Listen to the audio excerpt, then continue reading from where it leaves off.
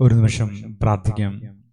പിതാവും പുത്രനും പരിശുദ്ധ റൂഹായുമായ ഞങ്ങളുടെ കർത്താവും ഞങ്ങളുടെ ദൈവവുമായുള്ളവേ, അനുഗ്രഹീതമായ ഈ പ്രഭാതകാലം പിന്നിട്ട് മധ്യാഹ്നം കഴിഞ്ഞ ഈ നേരത്ത് ഞങ്ങൾക്ക് എല്ലാവർക്കും ഒരുമിച്ച് കൂടി പ്രാർത്ഥിക്കുവാൻ ദൈവം തന്ന അവസരത്തെ ഓർത്ത് സ്തുതിക്കുന്നു. ഇതുവരെ ഞങ്ങളെ കരുതിയതിനായി ഞങ്ങളുടെ ആയുസ്സും ആരോഗ്യവും എല്ലാം ദൈവം തന്നതായിട്ട് നന്ദി പറയുന്നു.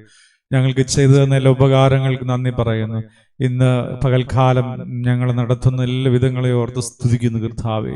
എങ്കിലോ ഞങ്ങൾ അങ്ങയുടെ സന്നിധിയിൽ ചെയ്തു പോയ പാപങ്ങൾ, നോട്ടം കൊണ്ട്, ചിന്ത കൊണ്ട്, പ്രവൃത്തി കൊണ്ട്, വിചാരം കൊണ്ട്, വാക്കുകൾ കൊണ്ടെല്ലാം ചെയ്തു പോയ പാപങ്ങളും തെറ്റുകളും കുറ്റങ്ങളും എല്ലാം നാഥ അങ്ങയുടെ തിരുസന്നിധി അനുതാപത്തോടുകൂടെ ഞങ്ങൾ ഏറ്റുപറയുന്നു.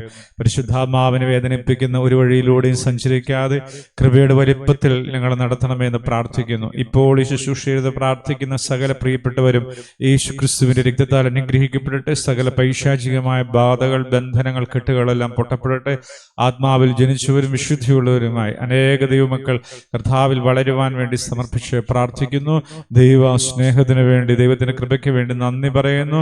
പിതാവിന്റെയും പുത്രന്റെയും പരിശുദ്ധ റൂഹായുടെയും നാമത്തിൽ തന്നെ ആമീൻ. ഭൗതിക നന്മകൾ തന്നവനേ, ജീവിത സൗകര്യങ്ങൾ തന്നവനേ, ഭൗതിക നന്മകൾ തന്നവനേ, ജീവിത സൗകര്യങ്ങൾ തന്നവനേ, നല്ല കുടുംബം തന്നവനേ, പ്രിയ കർത്താവേ സ്തുതി നിനക്ക്. നല്ല കുടുംബം തന്നവനേ, പ്രിയ കർത്താവേ സ്തുതി നിനക്ക്. സ്തുതിക്കുന്നു ഞാൻ എൻ ദൈവമേ നന്ദി എന്നേശുപരാ. സ്തുതിക്കുന്നു ഞാൻ എൻ ദൈവമേ നന്ദി എന്നേശുപരാ. എഫെസ്യർ ലേഖനം 2-ാം അധ്യായം 7-ാം വാക്യം.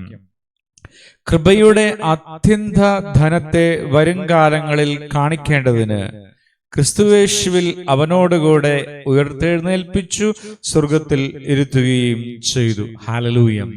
യേശു കർത്താവ് ഉയർത്തെഴുന്നേറ്റ് പിതാവായ ദൈവത്തിന്റെ തിരുസന്നിധിയിൽ ഇരിക്കുന്നു.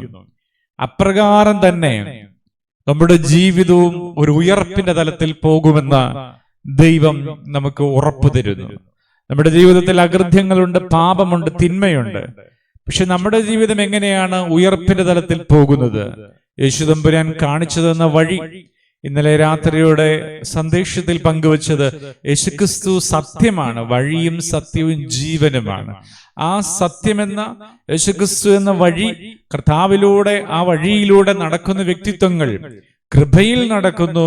ആ വ്യക്തിത്വങ്ങൾ യേശുക്രിസ്തു ഉയർത്തെഴുന്നേറ്റതുപോലെ ഒരു ഉയർപ്പിന്റെ അനുഭവത്തിൽ വിശുദ്ധിയുടെ തലത്തിൽ ജീവിക്കുകയും അവരുടെ മരണാനന്തരം കർത്താവ് സ്വർഗത്തിലേക്ക് കയറിപ്പോയപ്പോ പിതാവിന്റെ വലതുഭാഗത്ത് അവനിരിക്കുമ്പോ അവൻ ഒരുക്കിയ ആ മഹോന്നതങ്ങളിൽ നമുക്ക് വേണ്ടി ഒരുക്കപ്പെട്ടിരിക്കുന്ന സ്ഥലങ്ങളിൽ, ഭവനങ്ങളിൽ നാമം വസിക്കാൻ ഇടവരുന്നു. ഹല്ലേലൂയ. പ്രിയപ്പെട്ടവരെ, ഈ ഒരു ഉയർപ്പിന്റെ അത്ഭുതകരമായ അനുഗ്രഹം നമ്മുടെ ജീവിതങ്ങളിൽ ദൈവം വെളിപ്പെടുത്തും. എന്തിനു വേണ്ടി? വരും കാലങ്ങളിൽ എല്ലാവരും കാണേണ്ടതിന്.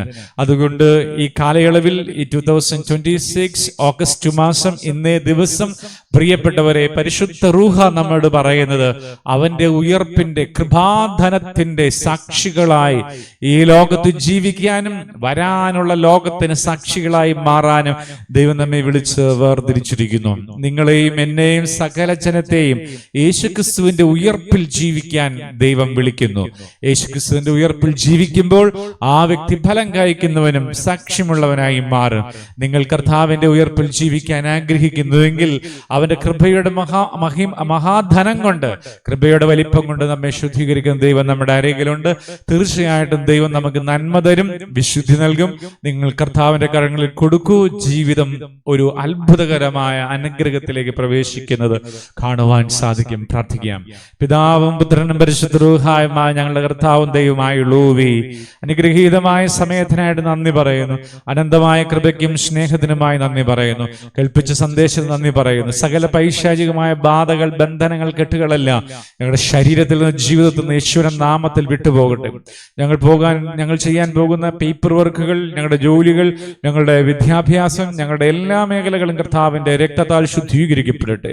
ഓരോ ആവശ്യങ്ങളും പ്രയാസങ്ങളുമായിട്ട് കഷ്ടപ്പെടുന്നവരെ യേശുവിന്റെ രക്തത്തിലേക്ക് ബന്ധിച്ച് പ്രാർത്ഥിക്കുന്നു. ഞങ്ങളുടെ പ്രാർത്ഥന കേട്ടു നന്ദി പറയുന്നു. പിതാവിന്റെയും പുത്രന്റെയും പരിശുദ്ധ റൂഹായുടെയും നാമത്തിൽ തന്നെ ആമീൻ. പിതാവായ ദൈവത്തിന്റെ സ്നേഹവും പുത്രനായ ദൈവത്തിന്റെ കൃപയും പരിശുദ്ധ റൂഹായുടെ സംബന്ധവും ഈ ശുശ്രൂഷയിൽ പങ്കുചേർന്ന സകല പ്രിയപ്പെട്ടവരോടും കൂടെ ഇന്നും എന്നാളും എല്ലാ കാലത്തും ഉണ്ടാകട്ടെ. ആമീൻ. വൈകുന്നേരം 8 മണിക്ക് ഒരുമിച്ച് ചേർന്ന് പ്രാർത്ഥിക്കാൻ ദൈവം നിങ്ങളെ അനുഗ്രഹിക്കട്ടെ.